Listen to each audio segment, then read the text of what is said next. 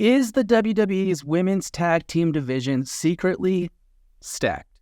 That's what we're talking about today. Let's dive into it on this episode of Let's Talk About It.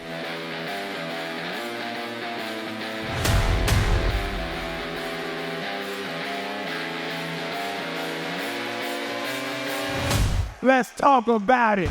Well, hey everyone, welcome to the Rumble Rewind channel. My name is Brandon, and today we're talking about the WWE Women's Tag Team Division. Is it secretly stacked? I'm going to give you 12 women's tag teams that could be or already are legitimate tag teams, not random thrown together tag teams, but legitimate tag teams that we could use to build a healthy WWE Women's Tag Team Division. Before we dive into it though, do me a quick favor, scroll down below this video, hit that like button for me, and while you are down there, subscribe to the channel if you're not already. We are pushing for our first 200 subscribers. It's our first kind of milestone goal, and we're getting closer and closer every day. Once we do hit that number though, we are giving away some sweet CM Punk merch. It's going to be a t-shirt and a hat. We want you to be eligible. The only way to be eligible is to subscribe to the channel. And if you want to stay up to date on all the most current information and never miss an upload, make sure you turn on those post notifications. All right, let's get into it. Here's the thing.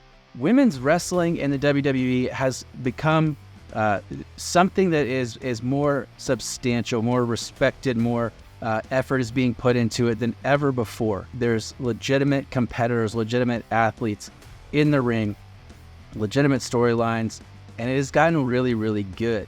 However, the women's tag team division has always been sort of an afterthought. It's always been utilized just in an effort to make single stars relevant. If you look back, most of the pushes or single stars that come out of that division are because of breakups, tag teams, falling apart, things like that.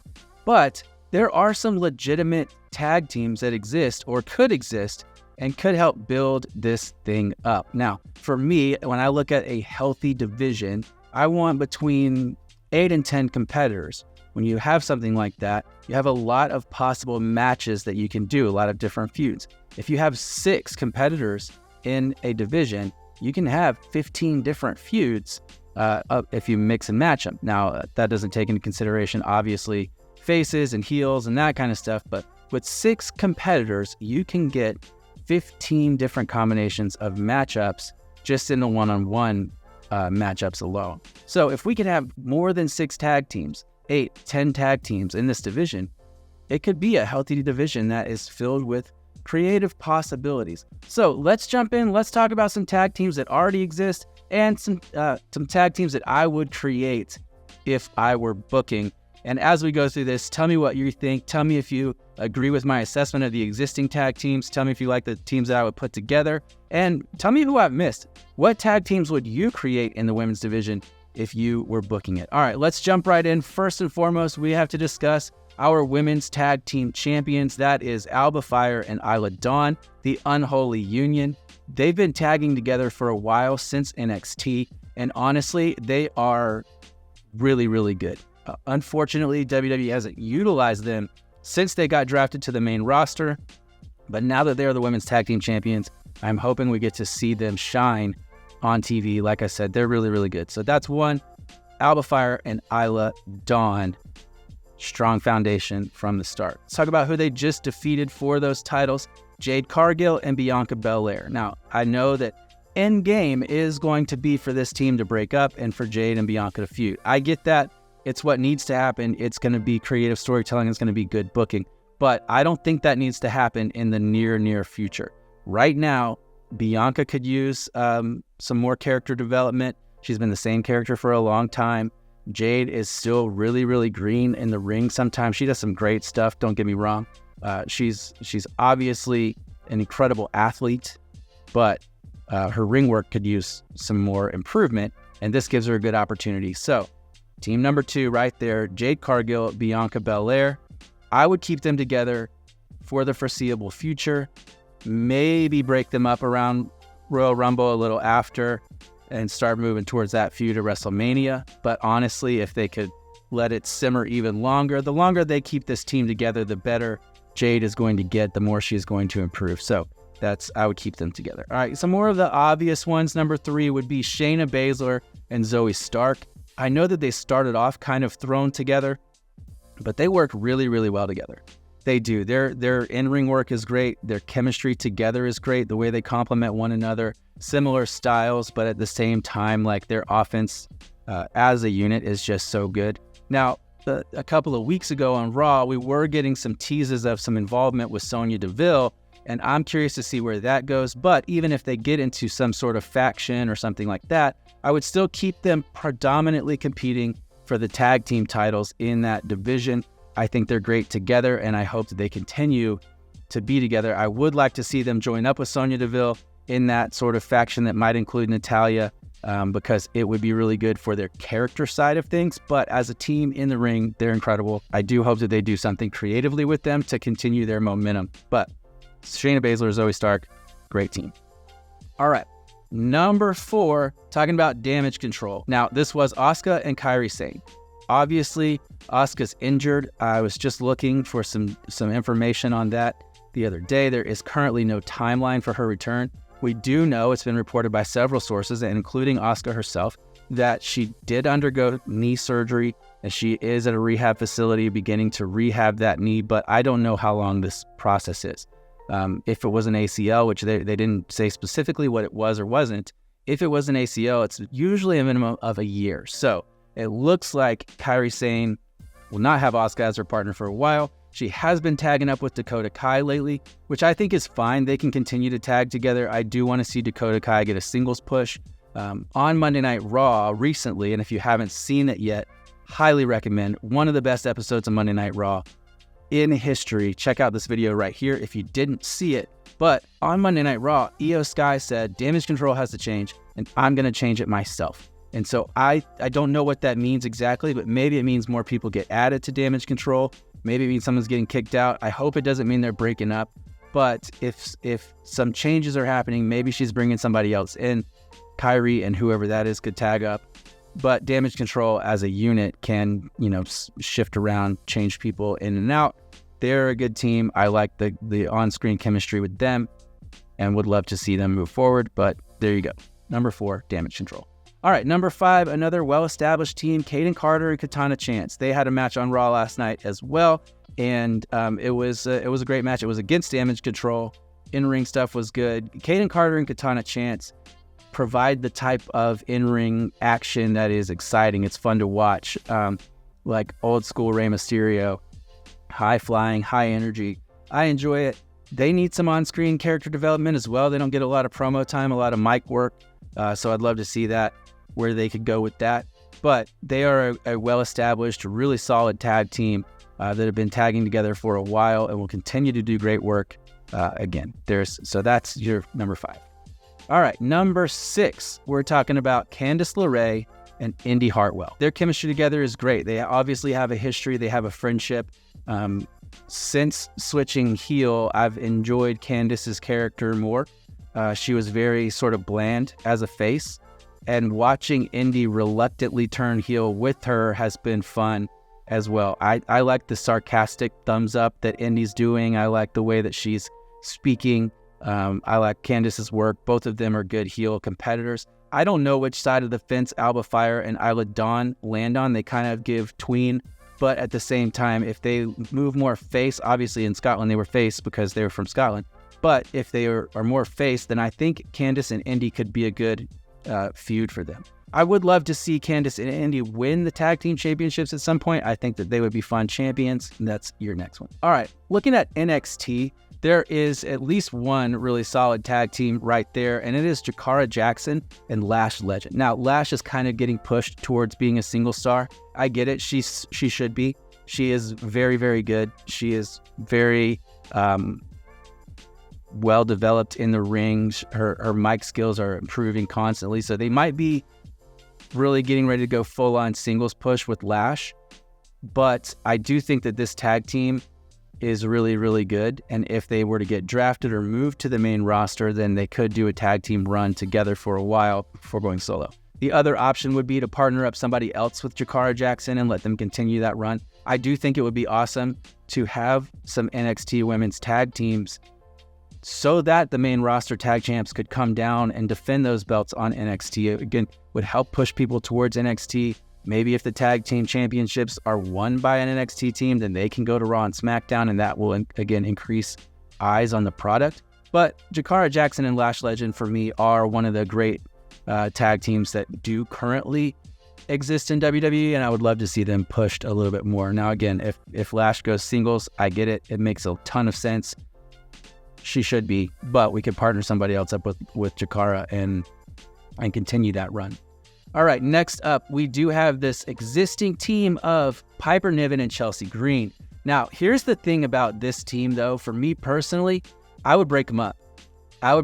Piper proved that she is capable of being a single star at Clash at the Castle. If you didn't watch Clash at the Castle, check out my video here, and I'll tell you all about it. But Piper Niven put on a show. She showed that she belongs on a big stage in a big ring. I knew that, but they haven't given her the opportunity to show it. Here, she showed it. She's a single star. I also think that Chelsea Green could be a single star. I could see her winning Money in the Bank and being just over the top about, with her character. Like, failed cash-ins could lead to her complaining about management. It could be top tier. She could be. But I do like her as a tag team specialist, and she's really, really good at that. So if they were to go their separate ways, I would partner somebody else up with Chelsea. I know she's partnered with Sonya before, and that was good, but Sonya's got her thing going on Raw. Let that be.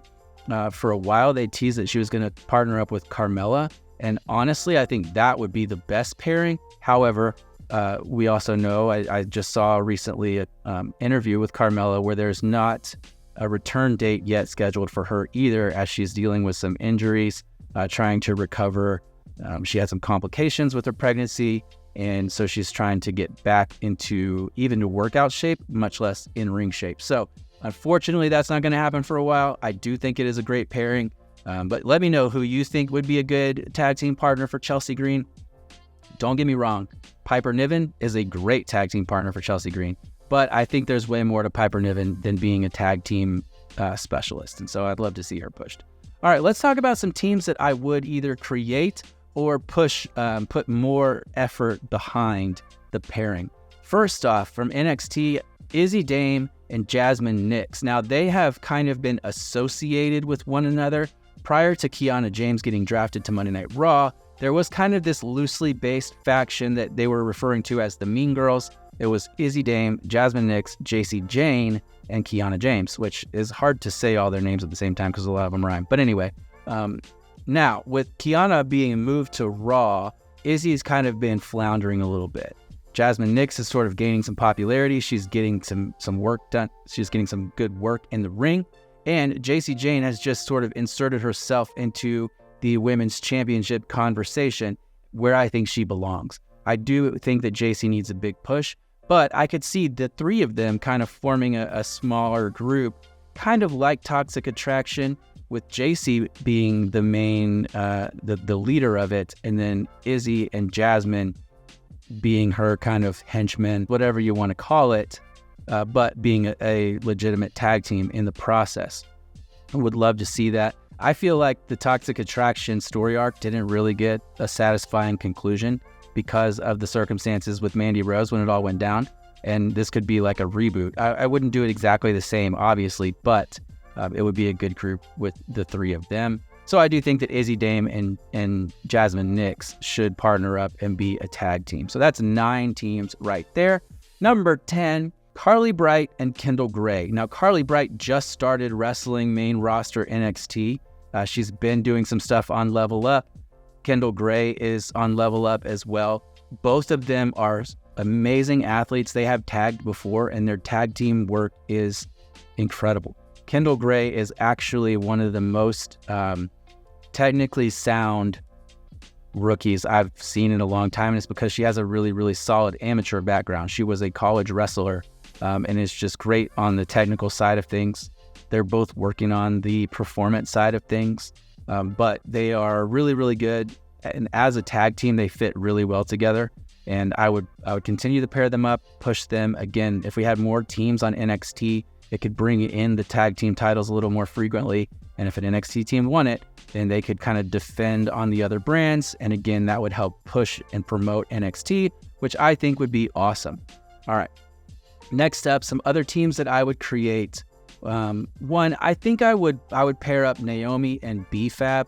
Naomi is just not hitting for me as a singles competitor, and I could see her really benefiting from being in the group with the Street Profits, with Bobby Lashley. I think that group has done a lot of really exciting stuff. It's unfortunate that Lashley got injured and it kind of put a pause on the group as a whole, but B-Fab is a bit more charismatic, a bit more high energy, and Naomi has the high energy in the ring, and I think that pairing would work really, really well together.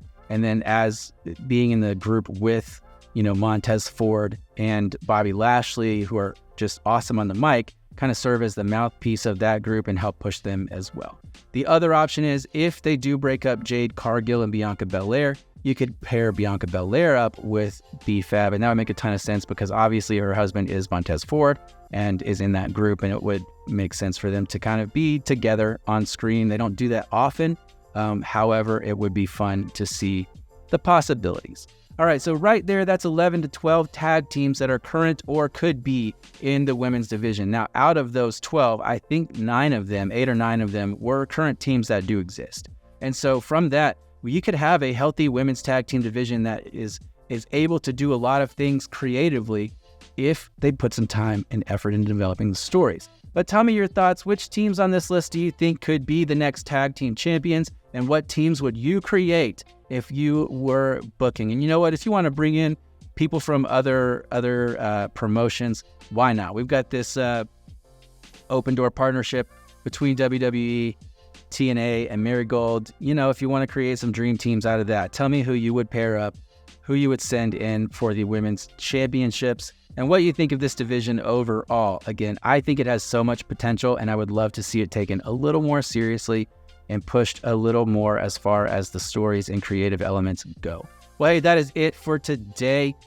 Thank you for hanging out with me a little bit on Rumble Rewind as we discuss the possibilities of a strong women's tag team division. Before you go, do me a favor, scroll down below, and if you like this video, hit that like button for me. Let me know. It means a lot every time you press that button. I really, really appreciate those likes. If you're not subscribed to the channel yet, go ahead and hit that subscribe button and stay up to date on all the things that are going on. If you want to never miss an upload, stay up to date on all the current information, especially as it relates to our giveaway that happens at 200 subscribers. Make sure you turn on those post notifications so you don't miss out. Once again, thank you so much for hanging out with me on Rumble Rewind. I'll see you on the next one.